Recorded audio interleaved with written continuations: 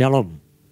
Ya, di sini sangat menarik ketika Musa memimpin bangsa Israel, generasi yang baru hendak masuk ke dalam Kanaan. Di situ terjadi suatu hal yang boleh katakan pengulangan. Ditulis di kitab Ulangan. Kita akan pelajari, khususnya di pesan minggu ini, di Ulangan 22 ayat 11, ada hal-hal yang ditekankan oleh Musa kepada bangsa Israel. Seperti di sini katakan, janganlah engkau memakai pakaian yang dua jenis bahannya. Yang ini bulu domba dan lenan bersama-sama. Bagaimana sudah jelaskan, lenan dipakai untuk apa, bulu domba dipakai untuk apa. Ada hal-hal yang lebih khusus di situ. Ada fungsi-fungsi yang lebih jelas.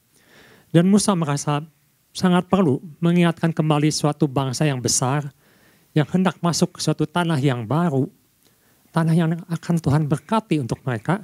Tetapi jikalau hanya menikmati secara jasmani, tetapi tidak mengerti tata cara hidup, standar-standar kebenaran, itu yang dikhawatirkan oleh Musa.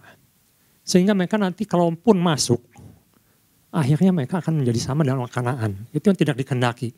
Oleh karena itu perlu ada suatu standar yang benar, ada suatu standar yang jelas. Jangankan suatu bangsa, suatu perusahaan untuk bisa diterima luas. Kadang-kadang dia harus mempunyai satu standar. Kita kenal ada namanya ISO misalnya. Standar untuk ISO atau standar-standar yang bisa diterima di pasar. Atau SNI, Standar Nasional Indonesia. Seperti misalnya helm yang kita pakai.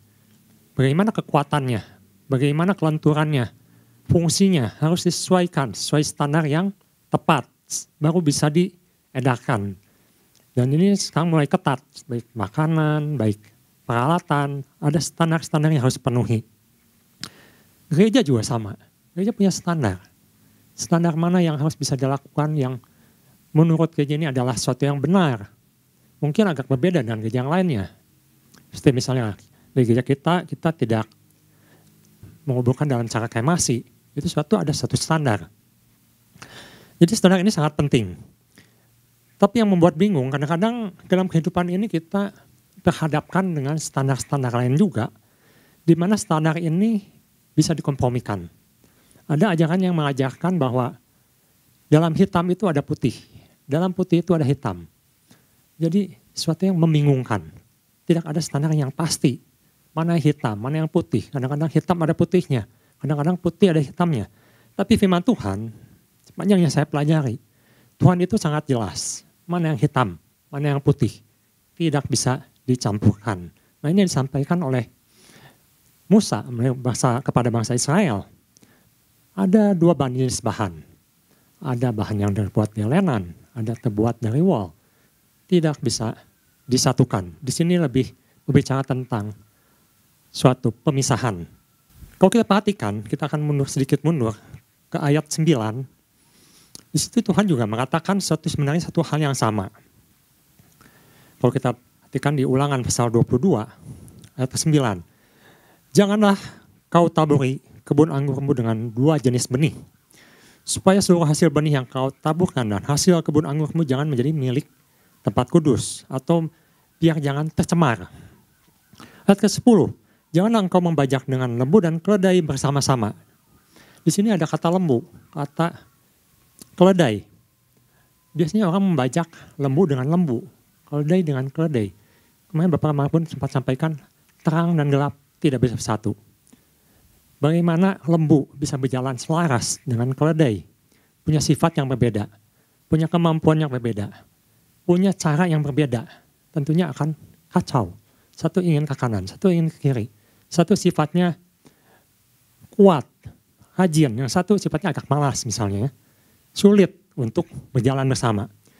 Ini jadi sesuatu yang membingungkan jika ada suatu standar-standar lain digabungkan. Sehingga akhirnya hidup kita jadi bingung sendiri. Kita perlu akui dalam kehidupan ini masih terjadi hal-hal seperti baik secara sadar ataupun tidak sadar. Masih banyak dilakukan orang percaya. Sepertinya masih milih-milih nomor mobil. Saya harus ada angka 8-nya misal. Seperti itu. Karena itu melambangkan eternity atau suatu keabadian. Misalnya seperti itu. Masih menuntut hal-hal seperti itu. Atau kalau kita masuk ke dalam lift, ada angka-angka yang hilang. Jadi hitungan matematiknya agak bingung. 1, 2, 3 hilang, langsung 5 misalnya ya. Langsung loncat satu lantai. Jadi langsung ke lantai berikutnya. Masih ada hal-hal seperti itu, itu kita alami. Bahkan nomor HP pun masih pilih-pilih. Oh ini nomornya jelek, ini nomornya bagus. Nah pernah ada satu kejadian saudara saya itu bilang, jangan pakai angka 174 katanya, jelek. Karena kalau dalam bahasa Chinese katanya, I, Chi, Se, semuanya mati bersama-sama dalam waktu yang sama. Nah itu mungkin suatu yang kelihatannya sepele, suatu yang kelihatannya biasa kita alami. Tetapi Tuhan jelas di sini, Tuhan tidak mau kita hidup dengan standar seperti itu. Ada standar Tuhan, ada standar dunia, ada standar kegelapan, ada standar terang. Tuhan tidak ingin terang dan gelap bersatu. Bahkan dalam hal ini seperti misalnya lembu dengan keledai. Lembu, boleh dikatakan ini ada binatang yang halal atau koser bahasa Ibraninya. Tetapi keledai itu bukan untuk makanan, Tuhan katakan. Satu yang haram. Bagaimana satu yang haram dengan satu yang halal bisa bersatu? Itu yang tidak Tuhan inginkan. Jadi tujuannya jelas di sini. Tidak bisa dua hal yang berbeda berjalan bersama, itu tidak mungkin. Tuhan ingin ada suatu pemisahan, khususnya bagi orang percaya, bagi umat Tuhan, yang akan memasuki satu babak baru, suatu yang baru, suatu kehidupan baru. Kita sempat mendapat pesan, masih ingat mungkin ya, ada sesuatu yang baru yang Tuhan inginkan, ada multiplikasi yang Tuhan akan berikan. Dan kita perlu mengetahui dengan jelas apa yang Tuhan inginkan. Jadi pertama, bagaimana supaya kita bisa mengetahui satu standar yang benar? Yang pertama adalah kita harus belajar untuk bisa membedakan. Tapi di sini bukan membeda-bedakan. Apa bedanya? Membedakan dan membeda-bedakan. Nah kita sedikit melihat di Yakobus pasal 2 ayat 3 sampai 4. Ada suatu kebiasaan atau adat di Israel. Waktu itu di Yahudi, di perjanjian baru catat, membedakan antara orang miskin dengan orang kaya. Kita sering mendengar, Tuhan Yesus mengatakan orang miskin, janda-janda harus diperhatikan lebih. Apakah itu menjadi sesuatu yang kita bedakan? Karena orang Farisi, orang ahli Taurat sangat ingin dihormati. Dan Yesus waktu itu memakai satu perumpamaan di mana orang membeda-bedakan. Dan kamu menghormati orang yang berpakaian indah dan berkata padanya, silakan Tuhan, duduk di tempat yang baik ini. Sedang kepada orang yang miskin, itu kamu berkata, berdirilah di sana atau duduklah di lantai itu dekat tumpuan kakiku, suatu yang membeda-bedakan. Orang miskin duduk di pinggir, orang yang lebih mampu, lebih kaya, duduk di depan. Bukan maksudnya di ibadah yang di depan tuh selalu lebih kaya, bukan itu maksudnya. Dapat perlakuan lebih, perlakuan khusus, VIP, VVIP. Nah Tuhan tidak ingin seperti itu, membeda-bedakan. Tetapi ini sesuatu yang menarik, saya pelajari juga. Apakah Tuhan juga mengkhususkan orang miskin, sehingga mereka harus dapat perlakuan khusus juga? Ternyata Tuhan kita tidak seperti itu. Sangat jelas di sini, kita misalnya lihat, di Keluaran pasal 23 ayat 3, apakah yang miskin juga akan nyaman dalam kemiskinannya karena mereka akan mendapatkan perlakuan khusus juga atau VIP juga. Kita lihat di Imamat 19 ayat 15. Kita lihat Imamat saja. Imamat 19 ayat 15. Di sini Tuhan tidak membeda-bedakan kaya atau miskin. Janganlah kamu berbuat curang dalam peradilan. Janganlah engkau membela orang kecil atau orang miskin dengan tidak sewajarnya. Dan janganlah engkau terpengaruh oleh orang-orang besar. Di sini katakan dengan jelas, tetapi engkau harus mengadili orang sesamu dengan kebenaran. Baik miskin, baik kaya, semua harus diperlakukan dengan standar yang sama.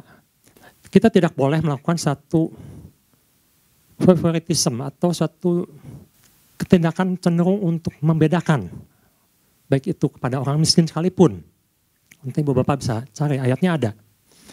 Jadi Tuhan tidak membeda-bedakan. Tapi Tuhan membedakan.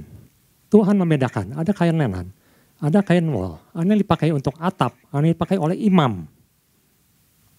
Apakah kita hidup memang seperti itu? Ya, Tuhan membedakan.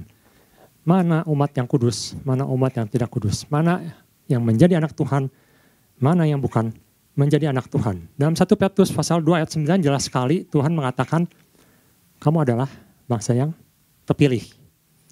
Bangsa yang berbeda. Imamat yang rajani. Suatu bangsa yang bersifat imam. Ada imam di situ. Keimaman, hubungan dengan Tuhan. Yang rajani, bangsa yang kudus. Kepunyaan Allah. Jadi memang kita ini diciptakan Tuhan. Berada dalam pembedaan. Hidup berbeda. Ada satu perusahaan yang memakai slogan atau logo. Itu namanya dia katakan be different. Jadilah berbeda. Jadi kalau mungkin dalam kehidupan ini kita menghadapi suatu situasi, kok saya dibedakan, kok saya berbeda dengan orang-orang yang belum percaya atau dengan orang yang di luar sana. Karena kita memang memegang satu standar peraturan di mana Tuhan sendiri sudah nyatakan berbeda dengan yang di luar. Mungkin kita tidak bisa mengikuti hal-hal apa yang mereka lakukan. Sepertinya lebih terbatas, sepertinya mereka lebih bebas. Tapi standar Tuhan itu ada satu yang terbaik. Mengapa Tuhan musnahkan bangsa Kanaan? Karena mereka hidup tidak sesuai dengan standar Tuhan. Mereka diberikan kesempatan ratusan tahun, tetapi mereka tidak berubah. Dan Tuhan tidak mau umat Tuhan menjadi sama dengan Kanaan. Kalau kita perhatikan di Keluaran misalnya, pasal 22 ayat 2, di sini ada yang satu yang menarik. Dimana saya perhatikan ada satu yang luar biasa ketika hukum-hukum Tuhan begitu banyak di kitab Bilangan ini yang mengatur termasuk pakaian misalnya.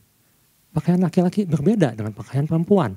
Dikatakan laki-laki jangan memakai pakaian perempuan. Perempuan jangan pakai pakaian laki-laki. Maksudnya laki-laki adalah laki-laki, perempuan adalah perempuan. Bukankah dunia sekarang sudah mulai mencampur baukan? Laki dan perempuan mulai memakai pakaian yang sama. Tetapi Alkitab, Tuhan mengajarkan dalam hal yang jelas, laki-laki adalah laki-laki, perempuan adalah perempuan. Jadi bukan gender yang sama, tapi orang sekarang mulai menyatukan gender. Membuat orang bingung, membuat anak-anak muda, anak-anak kecil terutama, bingung. Saya ini laki atau perempuan? Padahal Tuhan jelas ciptakan laki-laki dengan bentuk jasmani yang jelas, dengan standar yang jelas. Mari kita lihat Keluaran pasal 22 ayat 2. Di situ Tuhan tuliskan ada misalnya hukum. Ini satu contoh saja. Jika seorang pencuri kedapatan waktu membongkar dan ia dipukul orang sehingga mati, maka si pemukul tidak berhutang darah. Ada negara misalnya yang memakai standar ini. Jadi ada satu perimeter atau satu wilayah pribadi yang bila dimasuki orang asing, perampok atau pencuri, lalu ketahuan. Lalu misalnya terjadi satu pergumulan dan orang itu ternyata tidak sengaja terpukul mati si pencuri ini. Maka negara ini menyatakan bahwa sang tuan rumah tidak bersalah. Tapi juga ada negara yang tetap menyalahkan sang tuan rumah ini karena masuk dalam pasal pembunuhan. Nah, ini seperti hal-hal seperti ini, ada negara-negara yang berpikiran jauh lebih maju. Kebanyakan negara-negara ini menjadi satu negara yang maju, yang sukses, yang makmur. Karena banyak memakai prinsip-prinsip firman Tuhan. Itu yang saya lihat. Mengapa negara ini maju? Mengapa negara ini, satu negara ini pintar bangsanya? Saya perhatikan ketika mereka memakai prinsip-prinsip firman Tuhan. Demikian juga dalam keluarga kita. Ibu Bapak bisa perhatikan mengapa keluarga Yakub banyak pertentangan, banyak perselisihan. Itu disebabkan karena Yakub mempunyai salah satu sifat jeleknya itu dia suka membeda-bedakan. Dia beda-bedakan anaknya. Untuk Yusuf dia kasih perlakuan VIP, VVIP, sangat khusus. Dia berikan jubah yang terbaik, jubah yang maha indah, jubah untuk raja. Untuk kakak-kakaknya tidak pernah tercatat diberikan jubah yang sama. Yang lain boleh mengembalakan. Yang satu hanya mengawasi. Hanya memberikan laporan. Itu sudah satu sikap double standar. Di mana anak yang satu diperlakukan berbeda dengan anak yang lain. Ini membuat banyak sekali mungkin PR dalam kehidupan kita. Apakah saya juga masih memperlakukan anak-anak saya dengan perlakuan yang berbeda. Disiplin yang berbeda.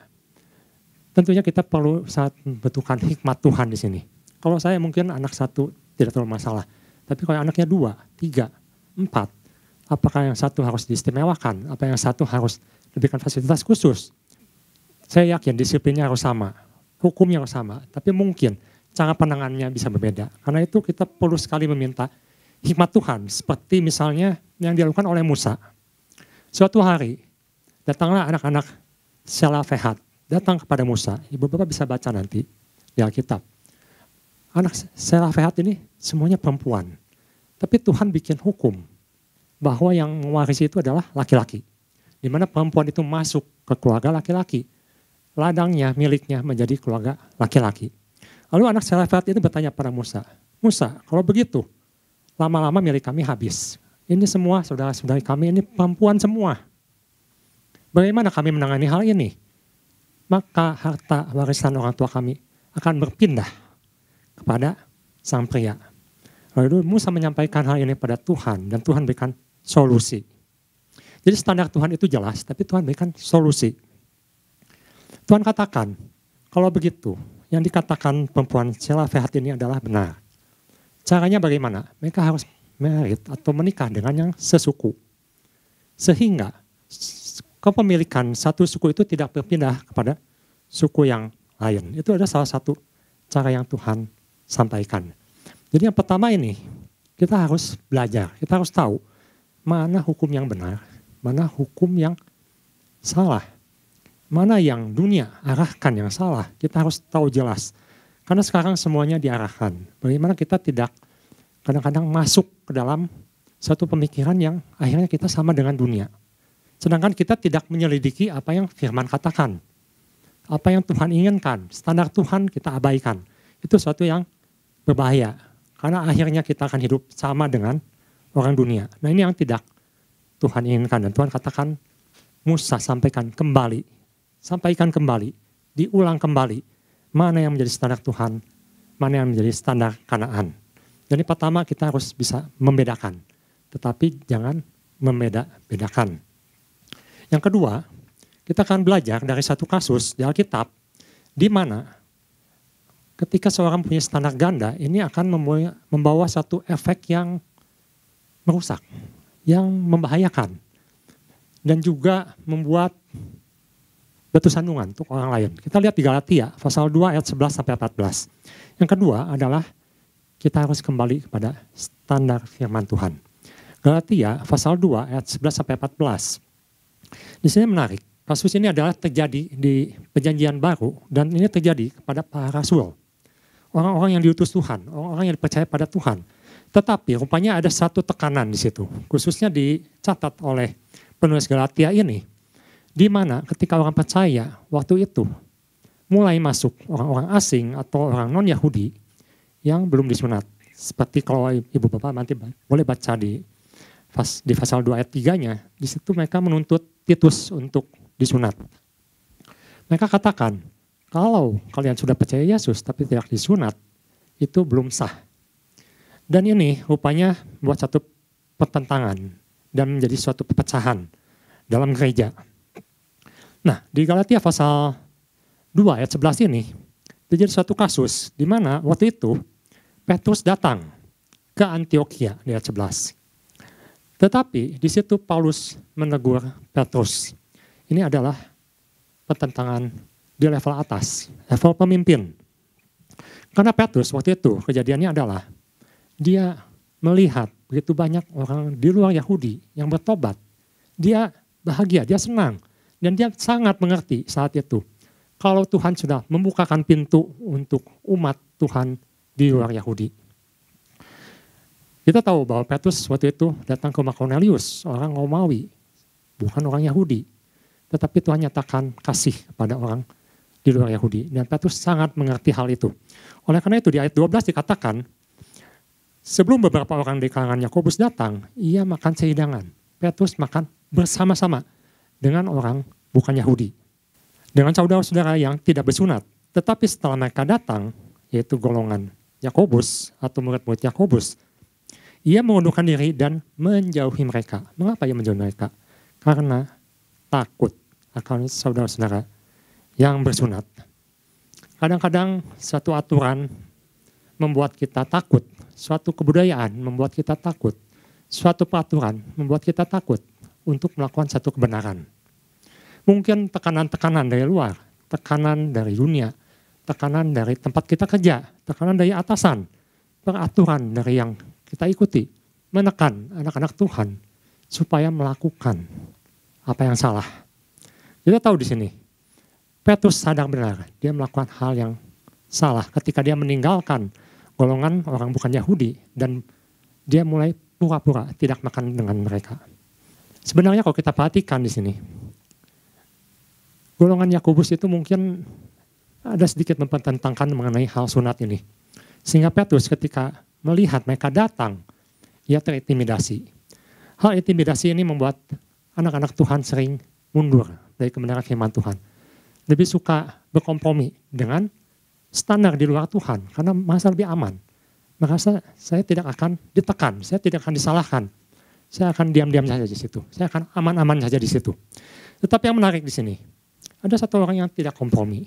Namanya Paulus. Dia melihat meskipun Petrus itu adalah seorang pemimpin, meskipun dia seorang pemimpin agama, tetapi kebenaran Tuhan itu harus tetap dinyatakan. Di sini katakan ayat 13, dan orang-orang Yahudi pun yang lain pun turut munafik dengan dia, sehingga Barnabas sendiri turut terseret oleh kemunafikan mereka. Kita lihat dampaknya. Seorang berbuat salah, itu bukan hanya untuk dirinya sendiri. Dia diperhatikan, dia ditonton. Paulus sempat menuliskan dalam suatu kitab, kita ini seperti orang yang bertanding diawasi oleh semua orang melihat. Dan apa yang Petrus lakukan ini, itu berdampak. Sehingga bukan hanya Petrus yang melakukan, orang lain pun terbawa. Orang lain menjadi ikut-ikutan. Untuk level Petrus, dia mengerti. Tetapi untuk level yang lain, apa mereka mengerti apa yang mereka lakukan. Suatu kesalahan, satu dosa yang dilakukan, semua ikut berdosa. Semua ikut menjadi salah.